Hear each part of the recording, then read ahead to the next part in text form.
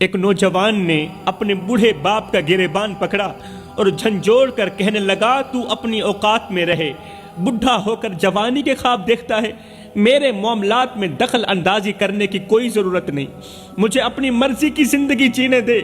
ہائے! باپ نے کانپتے ہوئے ہاتھوں سے گریبان کو چھڑانے کی کوشش کی، مگر بیٹے کی گرفت مضبوط تھی۔ آنکھوں میں آنسوؤں کا سمندر تھا اور آواز میں وہ درد جو دلوں کو چیر ڈالے۔ باپ نے لرزتے لہجے میں کہا، او بیٹے، آج تیرا طاقتور ہاتھ میں کمزور باپ کے گریبان پر ہے۔ شاید تو وہ وقت بھول گیا جب تو نے میری گود میں پہلی سانس لی تھی۔ بیٹا، جب تو پیدا ہوا تھا میں نے اپنی ذات کے لیے جینا چھوڑ دیا، میں نے اپنی نیندیں قربان کی، اپنے خواب دفن کی۔ بیٹے، میں وہ باپ ہوں جس نے تیرے لیے دنیا کی ہر دیوار سے ٹکر لی۔ بیٹا، جب تو گود میں تھا میں اس وقت بھی تیرے لیے پریشان تھا اور میں آج بھی تیرے لیے پریشان ہوں۔ فرق صرف اتنا ہے کہ اس وقت میں تیرے لیے پریشان تھا اور آج تیری وجہ سے پریشان ہوں۔ بیٹا، ایک وقت تھا میں بھی تیری طرح طاقتور تھا، جوان تھا، مضبوط تھا، شیر تھا، لیکن میں نے خود کے ساتھ دھوکہ کیا، میں نے خود کے ساتھ بہت بڑا دھوکہ کیا۔ میں اپنی رگوں سے خون نکالتا رہا، تیری رگوں میں ڈالتا رہا۔ میں نادان اپنے منہ سے نوالے نکالتا رہا، تیرے منہ میں ڈالتا رہا۔ میں اپنی زندگی کی روشنی بجھا کر تیری دنیا روشن کرتا رہا۔ بیٹا، ایک وقت تھا تیرے ہنسنے کی آواز میں باپ کے لیے سب سے میٹھی موسیقی تھی۔ میں راتوں کو جاگتا تھا، تیرے جھولے کو ہلاتا تھا، تیری مسکراہٹ کو دیکھ کر اپنی ہر تھکن بھول جاتا تھا۔ لیکن آج میں سوچتا ہوں کہ کیا تو وہی میرا بیٹا ہے؟ کیا تو وہی میرا بیٹا ہے جس کے لیے میں نے اپنی نیندیں قربان کی، جس کے لیے میں نے اپنا سکون قربان کیا؟ بیٹے، تو بھول گیا لیکن میں نہیں بھولا۔ وہ دن میں نہیں بھولا جب تو بیمار تھا اور میں گاؤں کے ڈاکٹر کے پاس خالی ہاتھ پہنچا تھا۔ میرے پاس 1 روپیہ بھی نہیں تھا، تو بیمار تھا، میں ڈاکٹر کے پاس خالی ہاتھ پہنچا تھا۔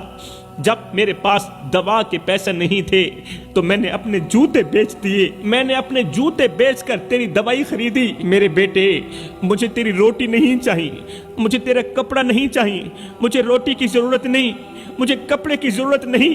میں بھوکا رہ سکتا ہوں، پھٹے پرانے کپڑے پہن سکتا ہوں، لیکن میرے بیٹے، میری جان اس وقت ٹوٹ جاتی ہے، میرا جگرا اس وقت پھٹ جاتا ہے جب تو مجھے دیکھ کر اپنی نظریں پھیر لیتا ہے۔ اور میرے اوپر اتنا ظلم تو نہ کیا کر، میں نے کبھی تجھ سے کچھ نہیں مانگا، بس ایک چیز مانگتا ہوں، دن میں بس ایک بار ہی صحیح میرے سامنے محبت کے 2 بول بول دیا کر، تاکہ مجھے یقین ہو جائے کہ میرا بیٹا اب بھی میرا ہی بیٹا ہے۔ تجھ سے کچھ نہیں مانگتا، ایک ہی چیز مانگتا ہوں کہ دن میں ایک بار ہی صحیح میرے ساتھ محبت کے 2 بول بول دیا کر، تاکہ مجھے یقین رہے کہ میرا بیٹا آج بھی میرا ہی بیٹا ہے۔ بیٹے، میں بوڑھے باپ کا دل توڑنے کی کوشش مت کرنا۔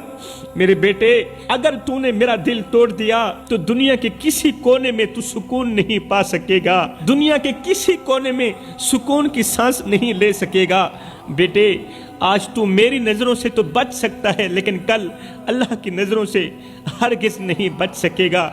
ہائے! بیٹے کے دل پر ہر لفظ تیر کی طرح لگ رہا تھا۔ باپ کے یہ درد بھرے الفاظ سنتے ہی بیٹا زمین پر گر پڑا۔ زمین پر گرتے ہی بوڑھے باپ کے کانپتے ہاتھوں کو تھام لیا اور آنسوں میں ڈوبی ہوئی آواز میں بولا، درد بھرے لہجے میں بولا، ابا مجھے معاف کر دے، ابا مجھے معاف کر دے۔ میں اندھا ہو گیا تھا، میں ناشکرا بن گیا تھا، میں نے تیری محبت کو ٹھکرا دیا، میں نے تیری قربانیوں کو ٹھکرا دیا، میں نے تیرے پیار کو ٹھکرا دیا۔ ابا مجھے اپنے دل سے جدا مت کر، ابا تو مجھے اپنے دل سے بد دعا مت دے۔